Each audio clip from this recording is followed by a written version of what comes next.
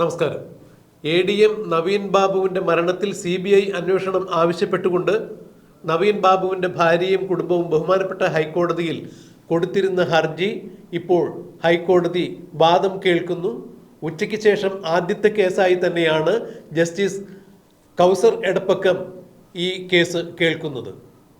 നവീൻ ബാബുവിൻ്റെ മരണത്തിൽ അടിമുടി ദുരൂഹതയുണ്ട്. ഒരു കാരണവശാലും നവീൻ ബാബു ആത്മഹത്യ ചെയ്യില്ല, അത്തരത്തിലൊരു സാഹചര്യം അദ്ദേഹത്തിൻ്റെ കുടുംബജീവിതത്തിലോ ഔദ്യോഗിക ജീവിതത്തിലോ ഉണ്ടായിരുന്നില്ല എന്നാണ് അദ്ദേഹത്തിൻ്റെ ഭാര്യ കൊടുത്ത ഹർജിയിൽ പറഞ്ഞിരിക്കുന്നത്. മാത്രമല്ല, നവീൻ ബാബുവിൻ്റെ ആത്മഹത്യക്കുറിപ്പ് അങ്ങനെയൊന്നും തന്നെ പോലീസ് കണ്ടെത്തിയിട്ടില്ല. ഇതിലേറ്റവും സുപ്രധാനമായ ഒരു കാര്യം, മൊബൈൽ ചാർജറിൻ്റെ പോലും വണ്ണമില്ലാത്ത ഒരു ചരടിൽ ഏതാണ്ട് 55 കിലോഗ്രാമിലധികം തൂക്കമുള്ള നവീൻ ബാബു തൂങ്ങി മരിക്കുക എന്ന് പറഞ്ഞാൽ അത് അസംഭവ്യമാണ്.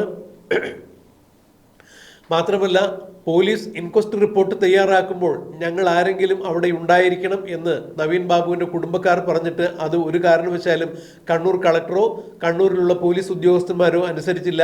നവീൻ ബാബുവിൻ്റെ കുടുംബം എത്തുന്നതിന് മുമ്പ് പോലീസ് ഇൻക്വസ്റ്റ് തയ്യാറാക്കി. അതുപോലെ തന്നെ പരിയാരം മെഡിക്കൽ കോളേജിൽ വെച്ച് പോസ്റ്റ്മോർട്ടം ഒരിക്കലും ചെയ്യരുത് എന്ന് കുടുംബം ആവശ്യപ്പെട്ടിട്ടുണ്ടായിരുന്നു. എന്നാൽ അതും കാറ്റിൽ പറത്തിക്കൊണ്ട് തന്നെയാണ് കണ്ണൂർ കളക്ടർ നവീൻ ബാബുവിൻ്റെ കുടുംബത്തിൻ്റെ അഭ്യർത്ഥന മാനിക്കാതെ പരിയാരം മെഡിക്കൽ കോളേജിൽ തന്നെ പോസ്റ്റ്മോർട്ടം നടത്തി.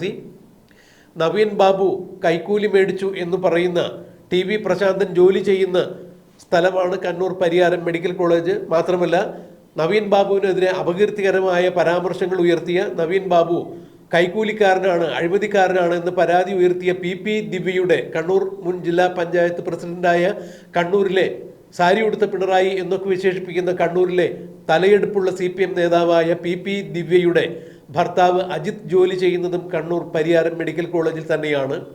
അതുകൊണ്ട് പരിയാരം മെഡിക്കൽ കോളേജിൽ നവീൻ ബാബുവിൻ്റെ മൃതദേഹം പോസ്റ്റ്മോർട്ടം ചെയ്താൽ അത് നീതിയുക്തമായിരിക്കില്ല എന്നുള്ള സംശയം ഞങ്ങൾ നേരത്തെ പറഞ്ഞിരുന്നതാണ്. കോഴിക്കോട് മെഡിക്കൽ കോളേജിൽ പോസ്റ്റ്മോർട്ടം നടത്തുന്നതിനായിരുന്നു ഞങ്ങൾക്ക് താല്പര്യം. പക്ഷേ കണ്ണൂർ കളക്ടർ അടക്കം ഞങ്ങളുടെ അഭ്യർത്ഥന മാനിച്ചില്ല. മാത്രമല്ല, ഇൻക്വസ്റ്റ് റിപ്പോർട്ടിൽ നവീൻ ബാബുവിൻ്റെ അടിവസ്ത്രം രക്തത്തിൽ കുളിച്ചിരുന്നു അല്ലെങ്കിൽ രക്തം കലർന്നിട്ടുണ്ടായിരുന്നു എന്നുള്ള ആ വിവരം ഒരു കാരണവശാലും പോസ്റ്റ്മോർട്ടം റിപ്പോർട്ടിലില്ല. പോസ്റ്റ്മോർട്ടം റിപ്പോർട്ടും ഇൻക്വസ്റ്റ് റിപ്പോർട്ടും തമ്മിൽ ഒരിക്കലും പൊരുത്തപ്പെടുന്നില്ല. ഇൻക്വസ്റ്റ് റിപ്പോർട്ടും പോസ്റ്റ്മോർട്ടം റിപ്പോർട്ടും FIRലും വിവിധ വൈരുദ്ധ്യം നിറഞ്ഞ കാര്യങ്ങളാണുള്ളത്. ഇതൊക്കെ നവീൻ ബാബുവിൻ്റെ മരണത്തിൽ ഏറെ ദുരൂഹതകൾ സൃഷ്ടി. ഇത്തരം ദുരൂഹതകൾ നീക്കുന്നതിന് വേണ്ടിയാണ് കുടുംബം CBI അന്വേഷണം ആവശ്യപ്പെട്ടത് എന്നാണ് നവീൻ ബാബു തൻ്റെ ഹർജിയിൽ കോടതിയിൽ ബോധിപ്പിച്ചിരിക്കുന്നത്. എന്നാൽ കോടതി CBIയോട് ഒരു കാര്യം ചോദിക്കുകയുണ്ടായി. ഈ കേസ് ഏറ്റെടുക്കാൻ നിങ്ങൾ തയ്യാറാണോ എന്ന് CBIയോട് ചോദിച്ചു കഴിഞ്ഞപ്പോൾ കോടതി പറയുകയാണെങ്കിൽ കേസ് ഏറ്റെടുക്കാം എന്നാണ് CBI പറഞ്ഞത്. CBI എന്ന അന്വേഷണ ഏജൻസിയെ സംബന്ധിച്ചിടത്തോളം നിരവധി കേസുകളാണ് കെട്ടിക്കിടക്കുന്നത്. അതുകൊണ്ട് ഇനി പുതിയ കേസുകൾ എടുക്കുക എന്നുള്ളത് CBIയെ സംബന്ധിച്ചിടത്തോളം വലിയ ചുമതലയാണ്, വലിയ തലവേദനയാണ്. എന്നാൽ കോടതി ഇത്തരത്തിലൊരു ചോദ്യം, നവീൻ ബാബുവിൻ്റെ കേസ് ഏറ്റെടുക്കാൻ നിങ്ങൾ തയ്യാറാണോ എന്നുള്ള ചോദ്യത്തിന് CBI കോടതി ആവശ്യപ്പെടുകയാണെങ്കിൽ ഞങ്ങളത് ഏറ്റെടുക്കാമെന്ന് പറയുമ്പോൾ CBIയുടെ ഭാഗത്തു നിന്നും പച്ചക്കൊടി കാണിച്ചിരിക്കുന്നു. നവീൻ ബാബുവിൻ്റെ മരണത്തിൽ കൃത്യമായ ദുരൂഹതകൾ ഉണ്ടായിരിക്കുന്നു എന്ന് CBIയും അറിഞ്ഞിരിക്കുന്നു എന്ന് വേണം മനസ്സിലാക്കാൻ.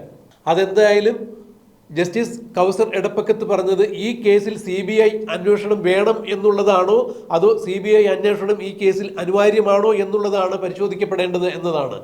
അതായത് എല്ലാ കേസുകളും CBIക്ക് വിടാൻ സാധിക്കില്ല. നവീൻ ബാബുവിൻ്റെ മരണവുമായി ബന്ധപ്പെട്ട് കേരള പോലീസിൻ്റെ സ്പെഷ്യൽ ഇൻവെസ്റ്റിഗേഷൻ ടീം ഏതുവരെയായി അന്വേഷണം എന്നുള്ളത് ബോധിപ്പിക്കുന്നതിന് വേണ്ടി കേസ് റിപ്പോർട്ടും കേസ് ഡയറിയും കൊടുക്കണം എന്ന് കോടതി പറഞ്ഞിട്ടുണ്ടായിരുന്നു. അത് ഇന്ന് കോടതിയിൽ സമർപ്പിച്ചിട്ടുണ്ട് എന്നാണ് മനസ്സിലാക്കാൻ സാധിക്കുന്നത്. ഇത് വിശദമായി പരിശോധിച്ചതിന് ശേഷം കോടതി ഇക്കാര്യത്തിൽ നവീൻ ബാബുവിൻ്റെ ദുരൂഹമായ മരണത്തിൽ CBI അന്വേഷണം വേണോ അതോ സ്പെഷ്യൽ ഇൻവെസ്റ്റിഗേഷൻ ടീം തന്നെ അന്വേഷിച്ചാൽ മതിയോ എന്നുള്ള കാര്യം കൃത്യമായി തീരുമാനിക്കും. ഇന്ന് തന്നെ അതിൽ ഒരു കൃത്യമായ വിധി ഉണ്ടാകും എന്ന് തന്നെയാണ് നിയമവൃത്തങ്ങൾ ചൂണ്ടിക്കാണിക്കുന്നത്. കേസ് ഇപ്പോൾ ബഹുമാനപ്പെട്ട ഹൈക്കോടതിയിൽ വാദം കേട്ടുകൊണ്ടിരിക്കുന്നു. ഇന്ന് ഉച്ചയ്ക്ക് ശേഷം എടുത്ത ഏറ്റവും ആദ്യത്തെ കേസായി തന്നെയാണ് നവീൻ ബാബുവിൻ്റെ കേസ് വിളിച്ചിരിക്കുന്നത്.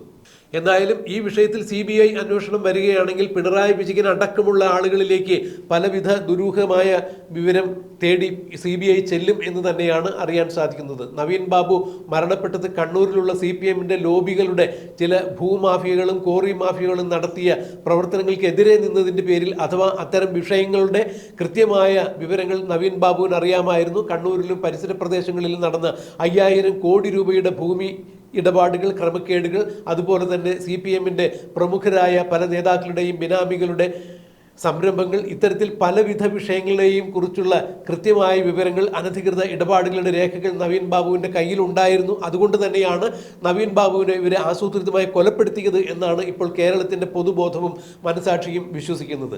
എന്തായാലും ഈ വിഷയത്തിൽ ദുരൂഹതകൾ അകറ്റുന്നതിന് വേണ്ടി കേരള പോലീസിൻ്റെ അന്വേഷണം കൊണ്ട് മാത്രം മതിയാകില്ല. അതുകൊണ്ടാണ് ഈ വിഷയത്തിൽ CBI അന്വേഷണം ആവശ്യപ്പെടുന്നത് എന്നാണ് നവീൻ ബാബുവിൻ്റെ കുടുംബം പറഞ്ഞിരിക്കുന്നത്. എന്തായാലും വിശദമായ വാദം ഹൈക്കോടതിയിൽ നടക്കുന്നു. ഇപ്പോൾ ഇതിൻ്റെ വാദം കേട്ടതിന് ശേഷം കേസ് ഡയറിയും കേസ് അന്വേഷണ റിപ്പോർട്ടും പരിശോധിച്ചതിന് ശേഷം ജസ്റ്റിസ് കൗസർ എടപ്പകത്ത് ഈ വിഷയത്തിൽ CBI അന്വേഷണം വേണമോ വേണ്ടയോ എന്നുള്ളത് ഇന്ന് തന്നെ ഉത്തരവിടും എന്നാണ് അറിയാൻ സാധിക്കുന്നത്. എന്താണ് കോടതിയുടെ ഭാഗത്തു നിന്നും ഉണ്ടാകുന്ന ഉത്തരവ് എന്ന് നമുക്ക് കാത്തിരിക്കാം, കണ്ടറിയാം.